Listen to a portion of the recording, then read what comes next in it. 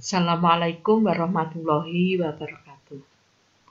Marilah anak-anakku, dalam kesempatan kali ini, sebelum pembelajaran kita mulai, kita berdoa lebih dahulu.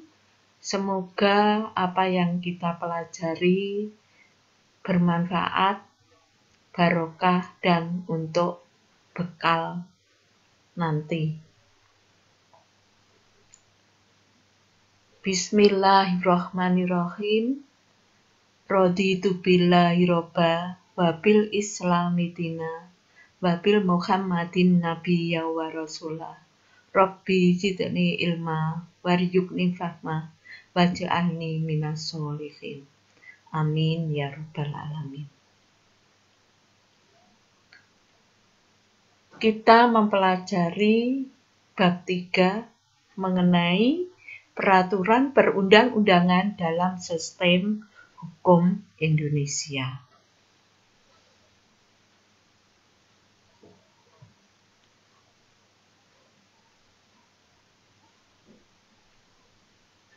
Tujuan pembelajaran kali ini yaitu mengkaji tentang tata urutan peraturan perundang-undangan nasional.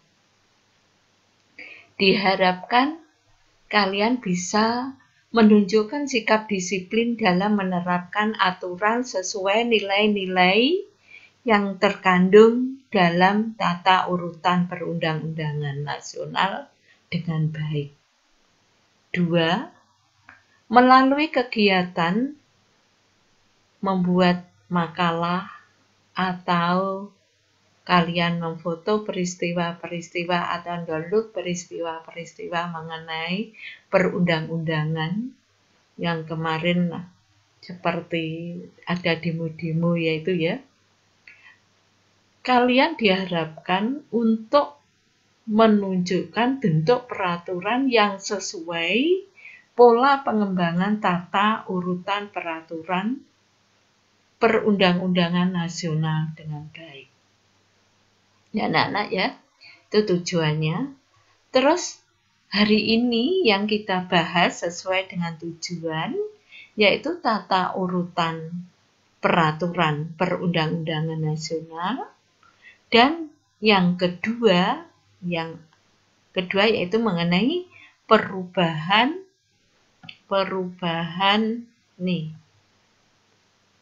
dan pembentukan peraturan perundang-undangan di Indonesia.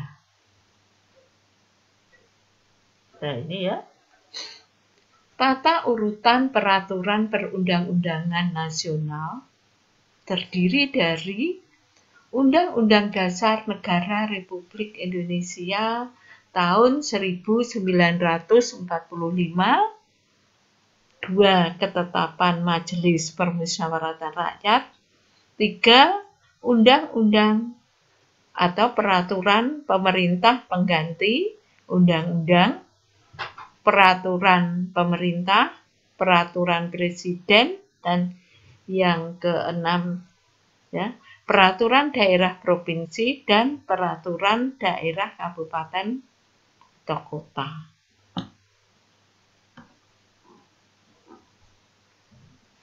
Nah,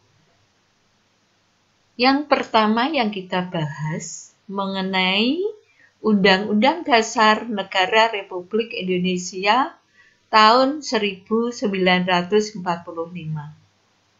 Tahukah kamu apa saja yang termuat dalam Undang-Undang Dasar Negara Republik Indonesia tahun 1945? Isinya yaitu mengenai organisasi negara, HAM, hak asasi manusia, prosedur mengubah undang-undang, larangan mengubah sifat tertentu dari undang-undang dasar. Terus yang terakhir yaitu mengenai apa? Cita-cita rakyat dan asas-asas ideologi negara. Next.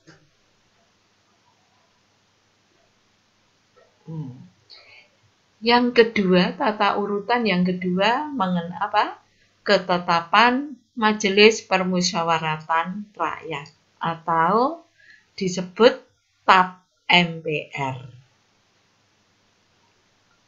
Menurut Jimli, yaitu ya ini, mana ini? Menurut Jimli Asidik, semua bentuk ketetapan MPR hanya bersifat administrasi dan tidak boleh lagi memuat norma-norma hukum yang bersifat mengatur. Terus produk MPR yang bersifat mengatur itu hanya dituangkan dalam bentuk undang-undang dasar atau perubahan undang-undang dasar.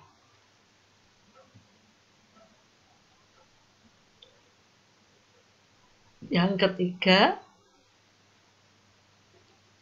undang-undang ya. Yang ketiga yaitu undang-undang. Isi materi muatan yang harus diatur dengan undang-undang yaitu pengaturan lebih lanjut mengenai ketentuan Undang-Undang Dasar Negara Republik Indonesia tahun 1945, pemerintahan suatu undang-undang untuk diatur dengan undang-undang. Pengesahan perjanjian internasional, tindak lanjut atas putusan Mahkamah Konstitusi, dan yang terakhir pemenuhan kebutuhan hukum dalam masyarakat. Lanjutnya,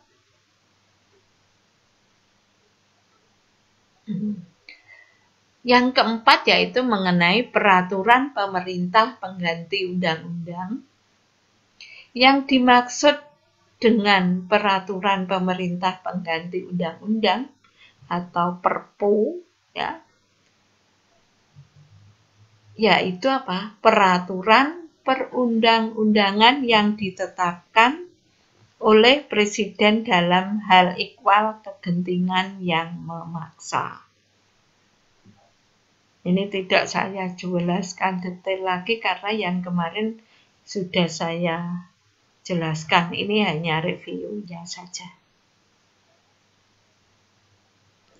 Terus yang kelima yaitu mengenai peraturan pemerintah. Peraturan pemerintah dalam pasal 12, ini dalam pasal 12 tahun 2011, peraturan pemerintah itu memuat materi untuk menjalankan undang-undang sebagaimana mestinya. Ini PP, peraturan pemerintah. Isinya hanya apa? Memuat materi untuk menjalankan undang-undang sebagaimana mestinya. Next. Ini muatan materi peraturan presiden. Ya. Peraturan presiden, materi yang diperintahkan oleh undang-undang. Misalkan mengenai perpajakan, atau mungkin pembangunan daerah, sebentar. Peraturan itu tadi, pemerintah daerah. Kalau nggak bisa ya, lanjutnya aja ya. Peraturan daerah provinsi dan peraturan daerah kabupaten atau kota.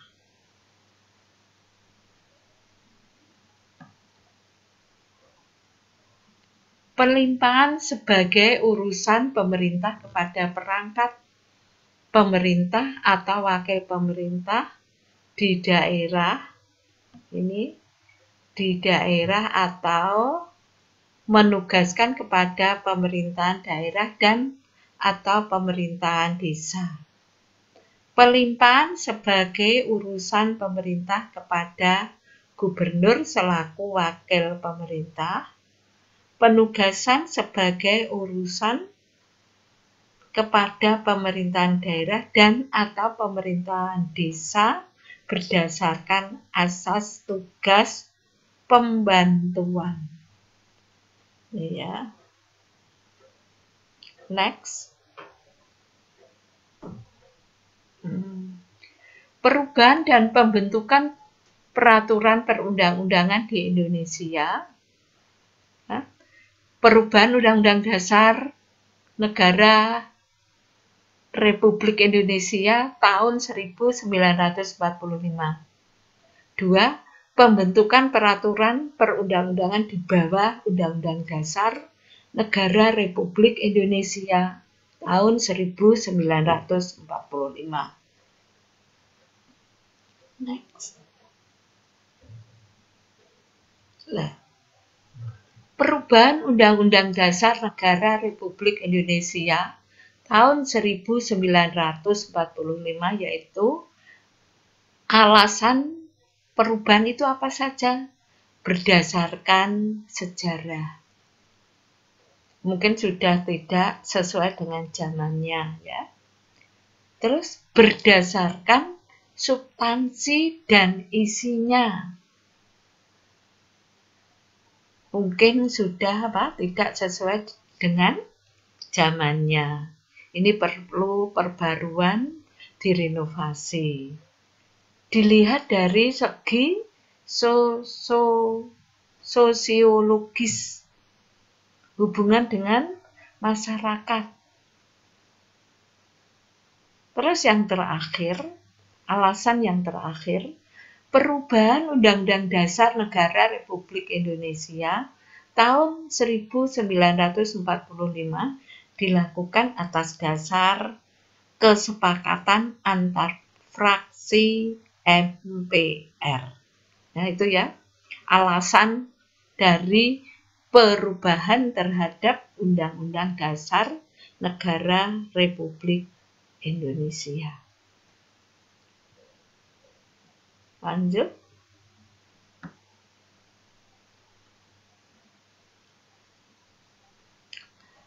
Hasil perubahan Undang-Undang Dasar Negara Republik Indonesia tahun 1945 yaitu penghapusan atau pencabutan beberapa ketentuan, menambah ketentuan atau lembaga baru. 3. Modifikasi terhadap ketentuan atau lembaga lama. Lanjut ya.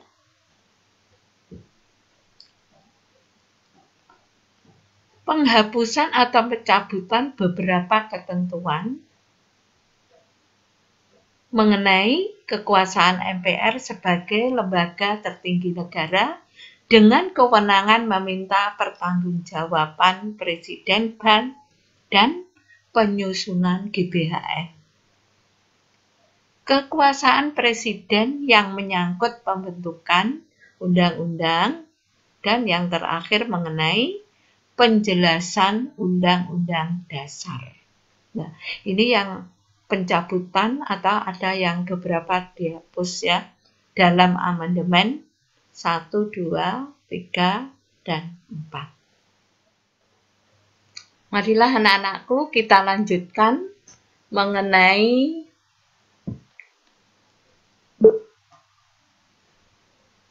ketentuan atau lembaga baru, menambah ketentuan atau lembaga baru. DPD yang diatur dalam pasal 22C dan 22D Undang-Undang Dasar Negara Republik Indonesia tahun 1945. Mahkamah Konstitusi atau MK yang diatur dalam pasal 24C perubahan ketiga. Terus ditambah lagi mengenai Komisi Yudisial atau KZ yang diatur dalam pasal 24B perubahan ketiga. Sedangkan perubahan yang keempat yaitu mengenai bank sentral yang diatur undang-undang, sekarang diatur dalam pasal 23D. Pemilu yang diatur undang-undang sekarang diatur bab 7B pasal 22E. Selanjutnya, modifikasi terhadap ketentuan atau lembaga lama. Reposisi MPR yang merupakan modifikasi dari ketentuan lama yang diatur dalam pasal 2 ayat 1 Undang-Undang Dasar Negara Republik Indonesia tahun 1945 berdasarkan perubahan keempat.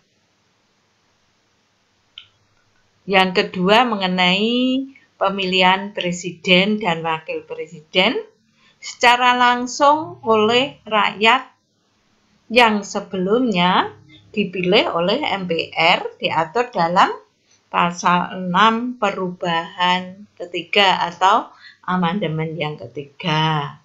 Terus yang ketiga mengenai apa? Ketentuan tentang HAM, hak asasi manusia sebagai modifikasi dari ketentuan HAM, hak asasi manusia lama, diatur dalam pasal 28A sampai 28C. Ini merupakan perubahan yang kedua, ya.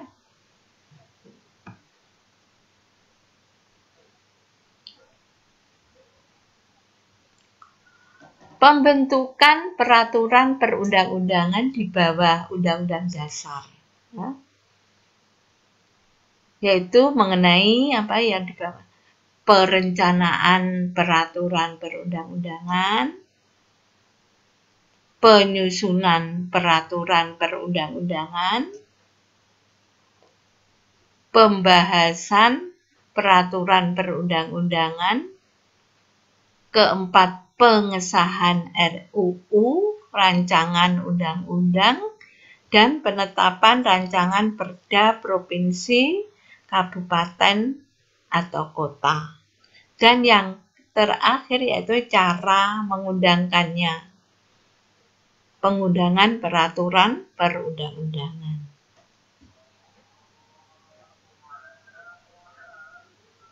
Next.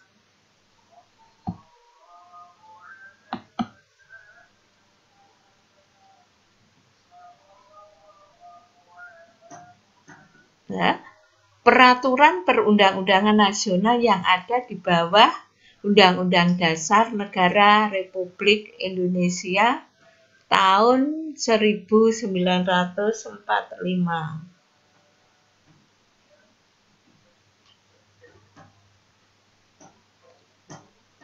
Yaitu mengenai ketetapan MPR, undang-undang atau peraturan pemerintah pengganti undang-undang, Perpu, peraturan pemerintah, peraturan presiden, dan peraturan daerah provinsi, peraturan daerah kabupaten atau kota. Anak-anak sudah jelas ya mengenai tata urutan perundang-undangan ini ya. Saya lanjut.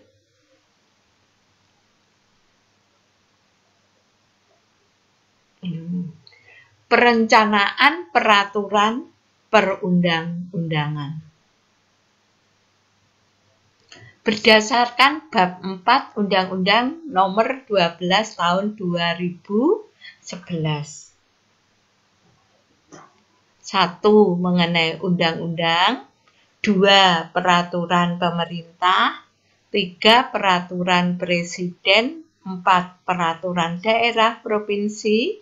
Yang kelima, peraturan daerah kabupaten atau kota. Itu ya perencanaannya ya. Bisa kamu screenshot ini ya.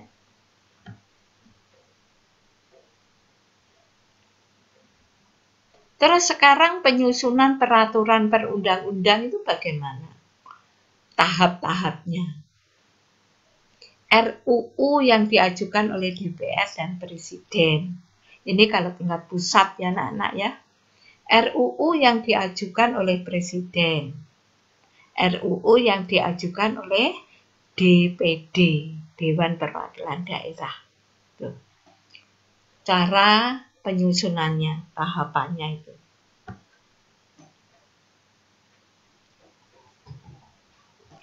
Bagaimana proses penyusunan peraturan pemerintah pengganti undang-undang? Ini kalau Perpu ya bisa dikatakan proses penyusunan Perpu, ya, peraturan pengganti undang-undang. Perpu diajukan ke DPR. Kalau DPR setuju, berarti Perpu menjadi undang-undang. Kalau tidak setuju bagaimana? Berarti apa? Menggunakan undang-undang yang lalu.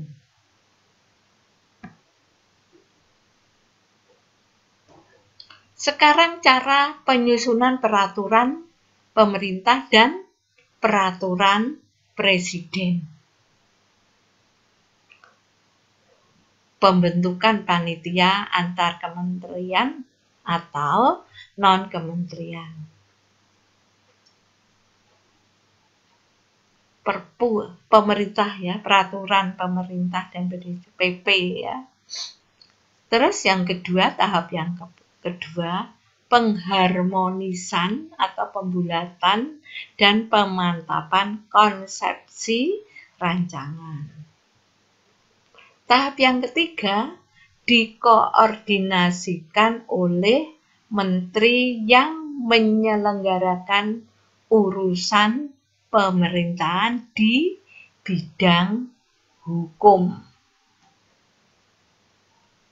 Next. Nah itu ya. Penyusunan peraturan daerah provinsi dan peraturan daerah kabupaten atau kota itu Raperda disertai dengan penjelasan rapat peraturan daerah ya. Raperda dapat diajukan oleh anggota komisi, gabungan komisi, atau alat kelengkapan DPRD. Raperda yang telah disiapkan DPRD disampaikan dengan surat pimpinan DPRD kepada kepala daerah. Bisa bupati atau gubernur, bupati, kalau tingkat 1 gubernur, kalau tingkat 2 berarti bupati atau wali kota. Raperda yang telah disiapkan disampaikan dengan surat pengantar kepada kepala daerah. Sidang DPRD dan kepala daerah menyampaikan Raperda, rapat peraturan daerah. Next. Pembahasan peraturan perundang-undangan. Pembahasan rancangan undang-undang, pembahasan rancangan peraturan pemerintah pengganti undang-undang, dan yang tahap ketiga yaitu mengenai peraturan rancangan peraturan daerah, provinsi, kabupaten, ataupun kota. Mungkin dari sini anak-anak ya sudah jelas. Kalau belum jelas nanti kalian bisa WA ya. WA ke nomornya Bu Yu.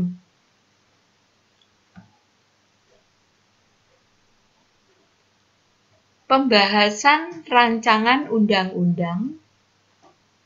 Pembahasan rancangan undang-undang dilakukan oleh DPR bersama Presiden atau menteri yang ditugasi pembahasan yang berkaitan dengan otonomi daerah, mengikut sertakan DPD pada pembicaraan tingkat 1. Tahukah kamu ada berapa tingkat pembicaraan dalam pembahasan RUU? Itu ada 2 ya, tingkat 1 itu provinsi, tingkat 2 itu kota atau kabupaten.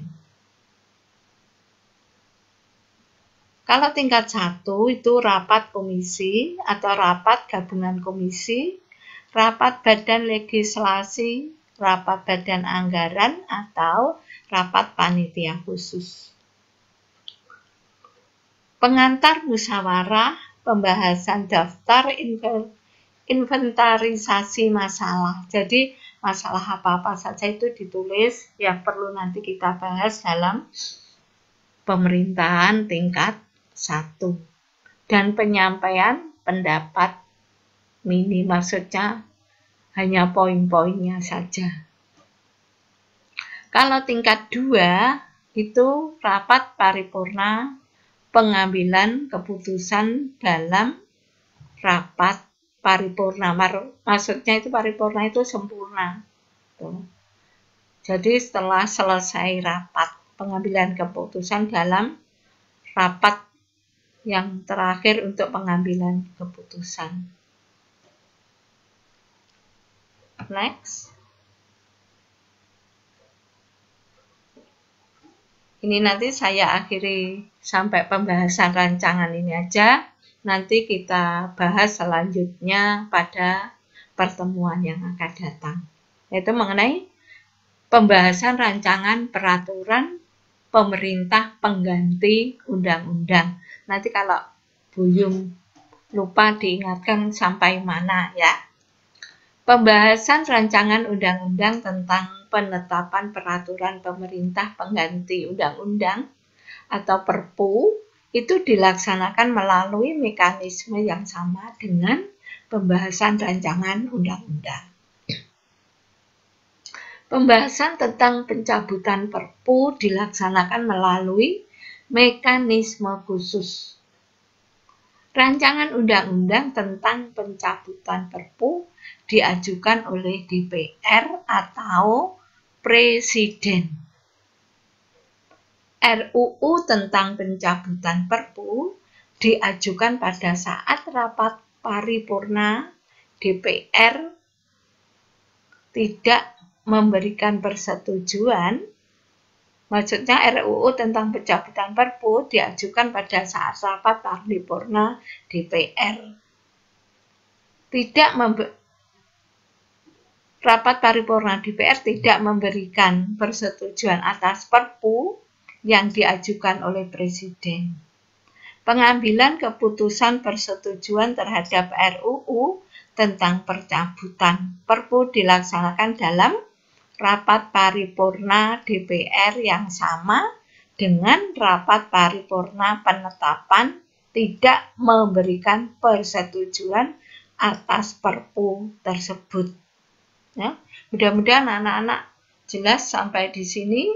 Nanti tugasnya yang kemarin itu banyak yang belum mengerjakan, maka nanti saya share kembali ke wali kelas masing-masing.